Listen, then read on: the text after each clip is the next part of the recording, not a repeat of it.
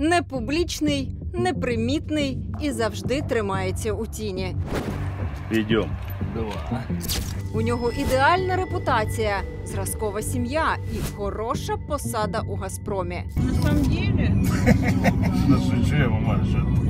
Та саме він – наш ключ до кількох особливих таємниць російського диктатора, який той ретельно береже. І з допомогою кіберфахівців ми отримали доступ до дуже особистих даних Путіна. Ось цього Путіна. Це кровний родич російського диктатора, його двоюрідний племінник Михайло Євгенович Путін. А ось це клініка «Генотек». Вона розповідає про походження роду, шукає родичів, проводить аналіз ДНК та виявляє потенційні хвороби людини. І ось одного дня Михайло Євгенович Путін прийшов ось сюди, на вулицю Большая Полянка у Москві, і здав свій аналіз ДНК. І от тепер його генетичний паспорт доступний нам, а отже, деякі таємниці російського президента. Нам вдалося роздобути генну карту Путіних. Так, Путіних. Бо генна карта одного Путіна – це ключ до святая святих, цілої групи людей, пов'язаних найміцнішим зв'язком, який лише існує у світі – кров'ю. Та на початку ми навіть не підозрювали, до яких висновків це нас приведе. Хакери, генетики, історики, психіатри й інсайдери з Москви про сенсаційний витік путінських документів, які потрапили в руки ТСН тижня. Український генетик прогнав сирі дані ДНК через спеціальні програми. Цікаво, це носійство патогенної мутації в гені BRCA2. І витяг з них те, що раніше було найбільшою таємницею Кремля.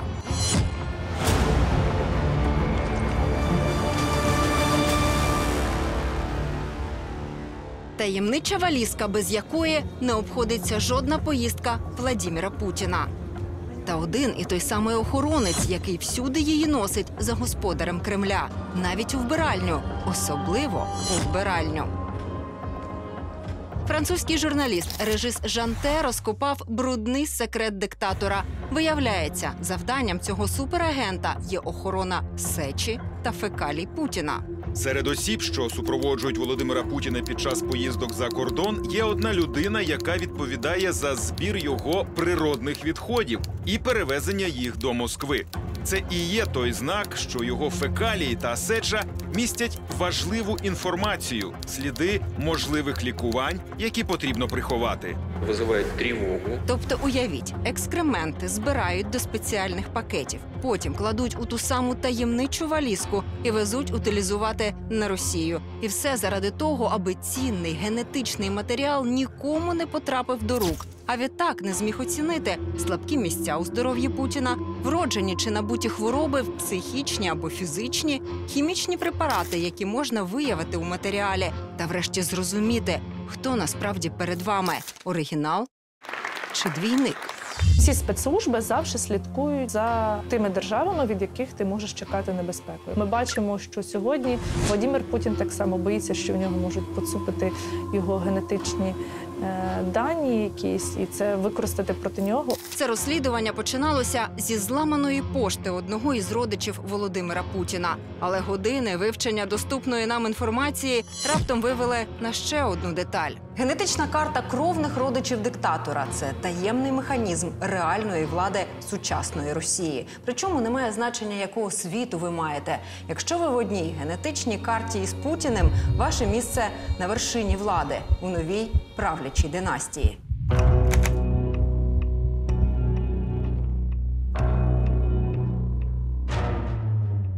Президент Российской Федерации Владимир Владимирович Путин. За чверть століття на престолі офіційна біографія російського президента змінювалася кілька разів. Журналісти видання «Проект» стверджують, влада старанно і з року в рік все глибше ховала темні плями життя Путіна, його друзів і родину. Перший біограф Путіна Олег Блоцький ледве не ночував у президентській резиденції. Окрім родини, хтось іще живе в резиденції? Родичі приїжджають часто погостювати, Москву подивитись. Тут родина президента не відрізняється від решти. Єдиним табу у тоді ще досить ліберального російського лідера було нічого не писати про доньок. Врешті навіть відцензуровану біографію потім вилучили із продажу. Я на Россию смотрю, как на семью. Однак з тих пір мало що змінилося. Ось це генеалогічне древо родини склав троюрідний брат Путіна і з помпою презентував його на економічному форумі. Цю подію широко висвітлювали пропагандистські ЗМІ, що свідчить про увагу кремлівського господара до своєї родословної. Юр, расскажите про родословное древо нашего президента. Але у відкритому доступі у родинного дерева не вистачає гілок. Ані дітей, ані важливих племінників ось тут ви не знайдете. Бо ніщо не має наштовхувати вас на думку, що в Росії, окрім влади офіційної, є ще один невидимий рівень – влада за правом крові. То хто такі кровники Путіна? Неопубліковані фото та відео улюблених родичів диктатора. Далі. Мій співрозмовник Олексій Левченко, редактор видання «Інсайдер». Після того, як Росія напала на Україну, Левченко перебрався з Москви до Праги і звідти викриває злочини Кремля. Родина Путіна – це сфера його інтересів. Саме ця родинна гілка для Путіна важливіша за інші. Ну а тепер подивіться на улюбленця долі, а точніше пестунчика старіючого диктатора. Цей огрядний чоловік народився у місті Іванове в звичайній родині лікарів Євгена та Дії Путіних. Сам теж навчався на лікаря-психіатра і навіть захистив кандидатську. Після розподілу у медичному виші потрапив у Суздаль разом із дружиною Оленою. Утім, справи Михайла Путіна різко пішли вгору після того, як його двоюрідний дядько захопив кермо російської держави. Михайло доручають керувати клінікою «Газпрома», а потім медик раптом опиняється на посаді заступника голови самого «Газпрому». Род Путіна Пісков тоді привселюдно заявив: Це зовсім далекий родич, вони фактично не спілкуються. Пєсков тоді збрехав. Як ми бачимо, сходження сім'ї розпочалося саме з 2018 року, коли розпочалася 4-та каденція Путіна. Саме тоді він зробив ставку на цих людей. Повірте, замголови правління «Газпрома» – це дуже вагома позиція. Психіатр Михайло Путін у газі явно розбирається мало. А от дивитися за інтересами свого дядька у «Газпромі» може цілком. Роль смотрящого від сім'ї не публічна. Та завдяки зламаній пошті із бізнес-контактами, платіжками, особистими фото маємо підтвердження своїх теорій. То як живе і чим дихає двоюрідний племінник диктатора? Дивіться далі.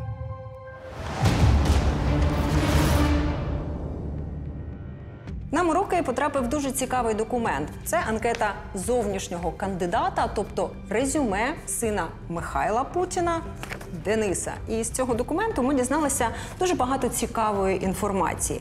Приміром, те, що у свої 29 Денис Путін вже встиг попрацювати у «Газпромі» на доволі високій посаді, як і його сестра Анастасія.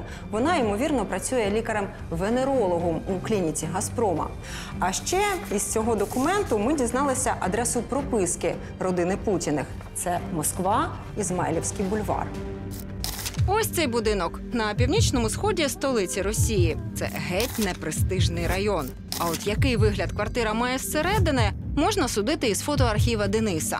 Італійські меблі, позолочені люстри, скульптури і старовинні фото родини на стінах. Є собака і кицька.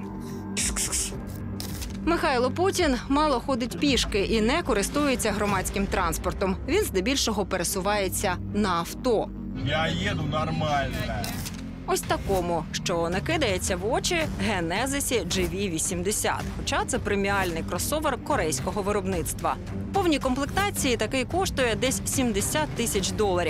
Двоюрідний племінник Путіна любить швидкість. Ось штрафи. Один виписаний у Москві, інший у Володимирі. Утім, все це доволі скромно, як для топового газовика. Немає такого демонстративного споживання. Ось ця родина не виставляє на показ своє багатство. Можливо, вони не хочуть цього робити, а можливо, їх просять цього не робити. Просять не робити цього. Та ця непокізна розкіш – чисте прикриття. За спиною свого двоюрідного дядька, а можливо, із його благословення, Михайло Путін купив апартаменти у так званому «золотому трикутнику» Санкт-Петербурга. Реконструйований царський будинок. Навпроти – Ісаакіївський собор, неподалік набережна і Мідний Вершник. Квартири у такому будинку коштують десь $700 тисяч. І щомісяця приходять ось такі рахунки за комуналку. Путін Михайло Євгенович. Апартаменти 71 квадратний метр. 10 300 рублів. Тут ми явно маємо справу із новою аристократією імперії Путіна, яка, як і годиться, вважає, що право на владу і престол іде прямо від Бога. Дяденька мой ровесник вообще. Да уж, з седими висками. А девочки 35, дай бог. А Михайло Путін дійсно людина набожна. Він шукає і скуповує рідкісні ікони і замовляє імені. У 2019-му він звернувся до майстра із Мурома. Мені потрібна мірна ікона Володимира. Чеканка, емалі, заможна та красива. Живопис академічний. Потрібна максимум за 6 тижнів. Що таке взагалі мірна ікона? Або княжа ікона, або родовідна ікона. Її дарують на хрещення дитини. По висоті вона відповідає зросту новонародженого, а зображення має того святого, на честь якого ця дитина названа. І протягом століть ця традиція належала винятково царській родині. Ми не маємо підтвердження, що святий Володимир тепер висить десь у спальні Володимира Грішного. Хреном, понимаете, как у нас в народе говорят. Та є в цій приписці іще одна цікава деталь. Михайло просить написати майстра 2 іменні ікони на ім'я Анна та Сергій. Ще замовлення. Спільна ікона. У повен зріст Анна та Сергій. Усі такі ж нарядні. І я прошу запам'ятати ці імена. То що означають ці імена в ієрархії кровної влади російського диктатора? Які надзвичайні секрети можна дізнатися із крові Путіних? І що криється за мутаціями в генах його родини, які викрила наша власна експертиза? –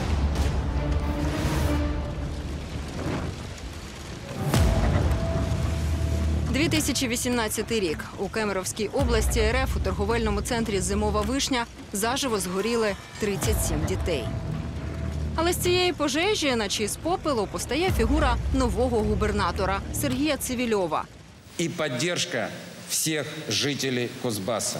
Він народився у Маріуполі, у Севастополі закінчив військово-морське училище Нахімова, мешкав у Чугуєві, однак згодом переїхав до Росії. Удача ж до нього прийшла, коли він одружився на лікарці-психіатрі Анні із міста Іванове. На весілля пара отримала не багато не мало, а одну із найбільших вугільних компаній в Росії – «Колмар», а згодом і всю Кемеровську область. А все тому, що дівоче прізвище лікарки Анни – Путіна. З праздником, колеги! Вона рідна сестра Михайла Путіна і двоюрідна племінниця російського диктатора. У 2002 році вийшла перша біографія Путіна, написана Олегом Блоцьким. В ній він описує стосунки Путіна з родиною свого двоюрідного брата Євгена. І сам Путін говорить, наскільки важливий для нього цей брат. Мовляв, Євген – це літописець родини. В цій книзі також є фото Володимира Путіна в оточенні родини свого брата. І там є маленька Анна. Щоправда, ми не бачимо там Михайла. Але, можливо, саме він фотографує. Ну а далі більше. Із початком дядькової війни проти України перша леді Кузбасу Анна Цивільова опікується защитниками Отечества. Цей фонд вона очолила за особистим дорученням свого дядька. Нині ж психіатр Цивільова – заступниця міністра оборони Росії. Сім'я, іменно наличие близьких людей, воно і є основополагаючим. Не перша, але й не друга людина у найважливішому для Путіна зараз Міністерстві війни. Ну а тамтешньому Міноборони явно психіатра не вистачало. Вона прийшла туди смотряще, адже Путін військовим не довіряє взагалі. Сам він на прямій лінії пожартував, що, мовляв, це Білоусов попросив його призначити Цивільову. А сам Путін тут нібито ні до чого. Але ж очевидно, що все було рівно навпаки. Чоловік Анни, Сергій Цивільов, теж отримав підвищення. У травні 2024-го він став міністром енергетики у новому уряді. Його зятя Михайла Путіна у тому таки травні 2024-го переобрали на пост заступника голови «Газпрома», де він продовжує виконувати роль непомітного завгоспа. Але хто сказав, що не сірого кардинала? Для Путіна «Газпром» – це компанія номер 1, яку він використовував як енергетичну зброю. Путін довіряє Міллеру, але все одно не до кінця. І хоче знати, що відбувається всередині структури. І тут Михайло Путін грає дуже важливу роль. Та що може бути важливіше у Кремлі, ніж охорона здоров'я самого Путіна? А ось це третя сестра Анни та Михайла Тетяна Пташук. І вона геть не публічна. Натомість дуже добре влаштована, адже обіймає посаду заступниці головного лікаря Кремлівської поліклініки, де лікуються чиновники і кремлівська еліта. Раніше фонд боротьби з корупцією знайшов у неї 7 квартир у Володимирі, 4 земельні ділянки і будинки на загальну суму понад 2 мільярди рублів. Путін роздає посади, регіони, гроші, владу і вплив лише своїм, перетворюючи Росію на країну династійного права. Відомий психіатр і науковець Олег Чабан бачить у всьому цьому психологічний дефект особистості. Низький соціальний капітал – це довіра найближчим. Це одночасно така стиль поглажування. Ти автоматично шукаєш підтвердження своєї значимості, а значить тих людей, які говорять «геніально, класно, супер». А от навіщо племінникам Путіна знадобилася генетична експертиза? Клініка «Генотек», куди Михайло Путін здав свій аналіз ДНК, виявила понад 1700 родичів по всій Росії. Троюрідні дядьки, п'ятиюрідні брати і племінники диктатора, яким не так пощастило наблизитися до престола. І нам хочеться зрозуміти, чи стануть ці 1700 Путіних по крові таємною владою Кремля. Клянусь. Вулиця Большая Полянка у Москві. Тут розташований центральний офіс клініки «Генотек». Цю компанію заснували 3 амбітних випускників МГУ, які першими у Росії стали надавати послуги із секвенування геному, тобто з його розшифровки. Ця клініка дуже швидко сподобалася російським товстосумам. Гроші у неї вкладали колишній голова адміністрації Путіна Олександр Волошин, компанія «Яндекс» і «Фармстандарт», найвпливовіша у Росії, на відкриття заводів якої Путін приїздив особисто. А от засновників «Генотеку» звідти просто викинули. Словом, залишилися усі свої. І от саме до своїх Михайло Путін прийшов здавати аналізи, або, може, взагалі не приходив. Бо зробити це легко і вдома. Берете паличку, трохи слини, запаковуєте у конверт, відправляєте, платите гроші і згодом дізнаєтеся, яке у вас коріння, чому відраза від молока, або чому випадає, приміром, волосся. То що про себе хотів дізнатися двоюрідний племінник диктатора? На ваших очах я сама заходжу в особистий електронний кабінет Михайла Путіна на сайті «Генотек». Ймовірніше за все, двоюрідний племінник Путіна замовляв собі тут генетичний паспорт. Тут, як бачите, він заповнив анкету, а клініка прорахувала його родословно, ризики для здоров'я та етнічне походження. Та окрім самого Михайла Путіна, розшифровку своїх генів затребувала також і його сестра Анна Цивільова. Ось тут вона позначена як Анна Ци. Заступниця міністра оборони Росії прийшла у ту саму клініку на вулиці Большая Полянка. Але навіщо? Про це ми запитали в українського генетика Дмитра Микитенка. Перше, це банальна цікавість. От зараз модно робити дієту по ДНК. А з іншого боку, давайте не забувати, що в Росії існує державна програма по секвенуванню, тобто збору генетичного коду мешканців країни. Це дуже потужний інструмент, його не потрібно недооцінювати. Генетика – улюблена іграшка Путіна. Він особисто зробив її чи не головним державним пріоритетом ще у 2019 році. Уявіть собі, президент країни збирає спеціальну нараду, до 3 години розпинається про новий курс для усіх – генетичні технології. Открывать простор для научного поиска и создания инноваций в медицине, ветеринарії, селекції, в других сферах. Та усі ці красиві гасла – медицина, освіта, сільське господарство – приховують справжній сенс. На цьому зібранні, окрім міністрів, стара путінська гвардія. Михайло Ковальчук, президент Курчатовського інституту, що опікується енергетичними проектами, та Ігор Сєчин, голова Роснефті. Дуже дотичні до генетики структури. Ви так не вважаєте? Але дуже близькі самому диктатору.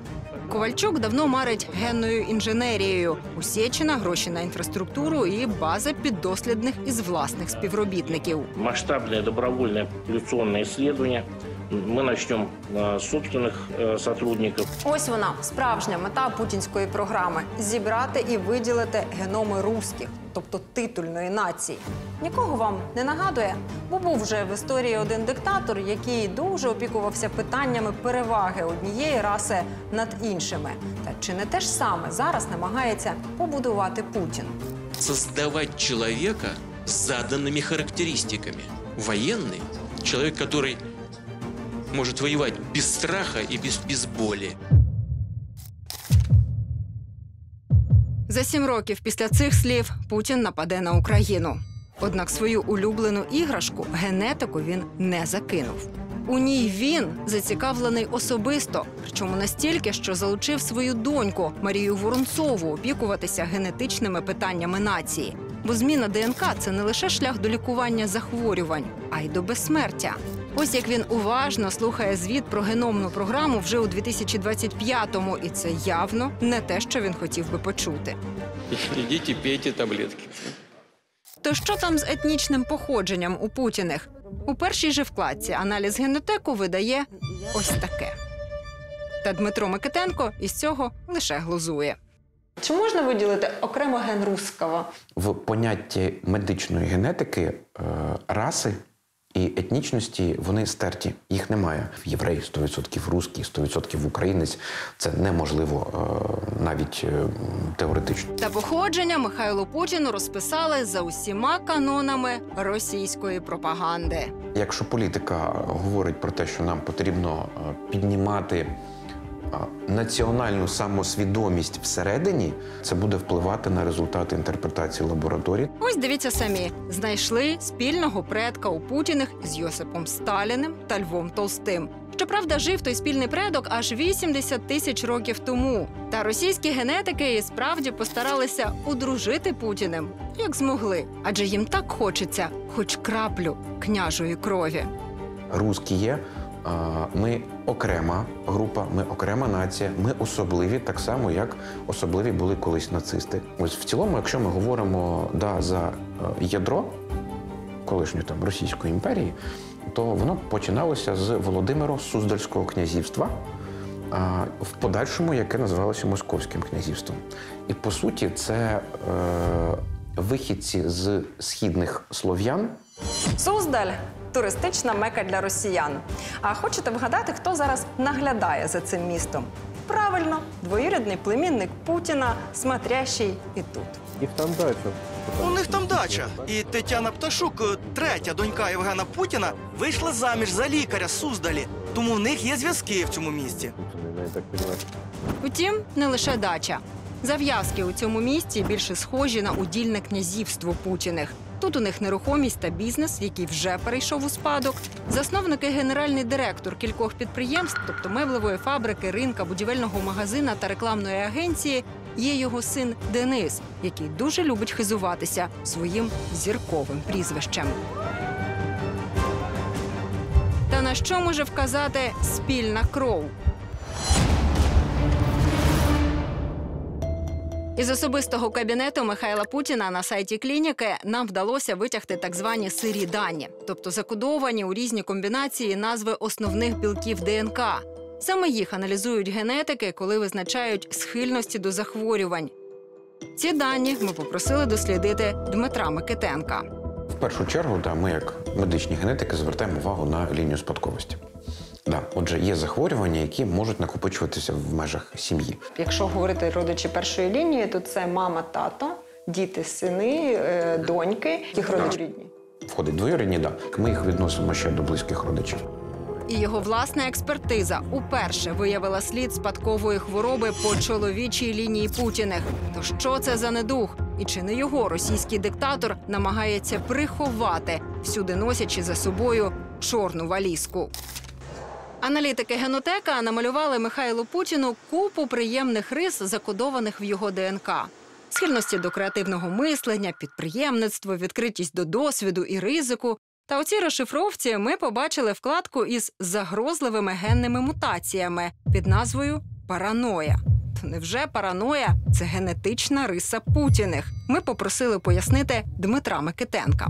Просто є люди, які більш стійкі, і є люди, які менш стійкі. Ця людина не стійка. Ця людина, імовірно, менш стійка. Ми бачимо ліфт соціальний. Він працює, і не потрібно його недооцінювати. Він має набагато більше значення в питаннях психології, ніж сам особливість генетичного коду. Якщо ця людина потрапляє в умови вседозволеності, реально у неї більше шансів, те, що називається злетіть з катушок. А це може бути спадковим? Частково так. Чому? Тому що частину з цих генетичних варіантів Михайло отримав від мами, частину від тата. По цьому тесту ми не можемо сказати, від кого він отримав. Єдине, що ми бачимо, це один ген. Тобто ймовірність 50/50. Але кремлівський очільник явно потрапив у ту параноїдальну половину. Згадайте хоча б, як він приймав у себе іноземних лідерів під час ковіду. Президент Франції такого прийому не забуде точно. Путін скрізь шукає ворогів і неодноразово про це говорив публічно. В случае эскалации агрессивных действий будем отвечать также решительно и зеркально. Одне з останніх підтверджень – це стаття звільненого з російського полону журналіста Wall Street Journal Евана Гершковича. У ній він докладно розповідає про секретний департамент ФСБ і його керівника. Цей генерал-лейтенант, пише видання, грає у хокей із Путіним, де той особисто обирає наступну мішень. У статті наголошується, що цей департамент отримав завдання задовольнити апетит президента до шпигунів і зрадників. Оскільки війна посилила президентський апетит до шпигунів і зрадників, справжніх чи вигаданих, завдання задовольнити цей апетит лягло на елітний підрозділ ФСБ. А що ж показала спільна кров? Які хвороби гуляють по династії Путіних? І що показала наша власна експертиза? Разом із генетиком Дмитром Микитенком ми переглядаємо розшифровку коду ДНК Михайла Путіна. Із сотні різних захворювань племінник Путіна має генетичний ризик до 7. Серед них гіпертонія, схильність до зайвої ваги, а ще облесіння по чоловічому типу. Одні гени відповідають за чутливість до андрогенів, тобто до тестостерону. Інші гени відповідають, наприклад, за ефективність роботи волосяних фолікулів. Якщо ми говоримо, що тут є ризик доволі високий, 85%, я не знаю зовнішній вигляд Михайла, але з більшою ймовірністю він реально лисий. Я вам покажу фотку, хочете? Давайте, так. Офіційна. Та, яка красується на фото «Газпрому». Лисий. Імовірно, ця проблема дуже турбує племінника Путіна. Бо в його пошті ми знайшли рекламні пропозиції з різних клінік, які пропонують повернути пишну шевелюру чоловікам. От російський диктатор цю проблему вирішує інакше. На свою лисину він зачісує кілька пасм. Та окрім облесіння чи гіпертонії, увагу привертає іще один ризик. Складна назва – контрактура Дюпютрена приховує діагноз, на який неодноразово звертали увагу журналісти-розслідувачі, говорячи про хвороби російського диктатора. А тепер зверніть увагу і ви. Ось тут Путін тримається за стіл, ніби намагаючись приховати тремтіння рук. А тут, під час 8-хвилинного звернення, де російський диктатор розповідав про Орешник, не поворухнув руками жодного разу. Експерт з аналізу відкритих даних Юліан Рьопке тоді припустив, знерухомлені руки просто домалювали на монтажі. А тепер повернемося до хвороби зі складною назвою. У племінника Путіна у неї, як бачите самі, підвищений ризик. А означає вона деформацію кисті руки. Медицина довела, ця хвороба може бути спадковою і здебільшого розвивається у чоловіків за 45 років. Ми, звісно, не можемо констатувати цей діагноз ані в племінника Путіна, ані у Путіна дядька. Однак схильність, принаймні в одного, точно є. І вона генетично підтверджена. Хвороба Паркінсона, агресивна патологія хребта, застарілий рак чи то щитоподібної залози, чи мозку. Журналісти-розслідувачі приписували Путіну різні діагнози. Повсякчас, як він з'являвся на публіці, розвідки різних країн сканували стан диктатора і намагалися вирахувати, чим той хворий. Далі за всіх просунулося видання «Проект». На 70-річчя Путіна вони опублікували шокуючі дані про бригаду із 9 лікарів, яка постійно супроводжує російського президента. Там є хірурги-онкологи, 2 лори, анестезіолог-реаніматолог, інфекціоніст. Не варто забувати, його власні родичі, зокрема гілка двоюрідного брата Євгена, теж лікарі. То чим таким може хворіти Путін? І чому ці підозри не чутки на голому місці? Наша власна експертиза сирих даних ДНК. Далі. Дмитро Микитенко, український генетик, прогнав сирі дані ДНК племінника Путіна через спеціальні програми, доступні лише дослідникам генів.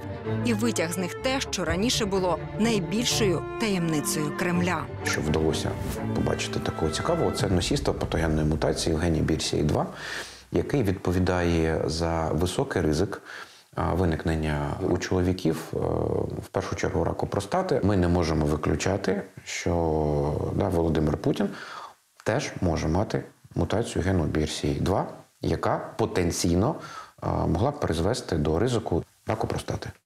Можливо, саме через це Путіна супроводжує бригада лікарів на чолі з хірургом-онкологом. А свої генетичні матеріали російський диктатор береже як зіницю ока. Конечно, если это так, то это представляет большую угрозу. Що це? Фобія? І чому російська програма генетичних досліджень не припинена досі? Попри війну і проблеми бюджету, до кінця цього року на Росії обіцяють дослідити 100 тисяч геномів росіян. А задіяні у програмі люди особисто про це звітують Путіну. Получили всі необхідні білки для редактування генома отечественного производства. Питання, як їх будуть використовувати. А факт у тому, що вони готові витрачати на це сили, час і гроші.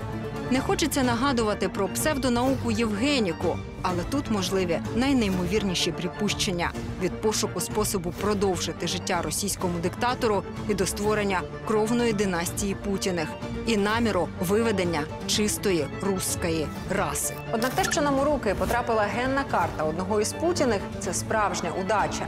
Ми ще більше розуміємо, із яким букетом вавок в тілі і в голові російського президента зустрівся світ. А коли прийде час, жодні пластичні операції, жодні двійники не дадуть заховатися військовому злочинцю, бо кров не обманеш.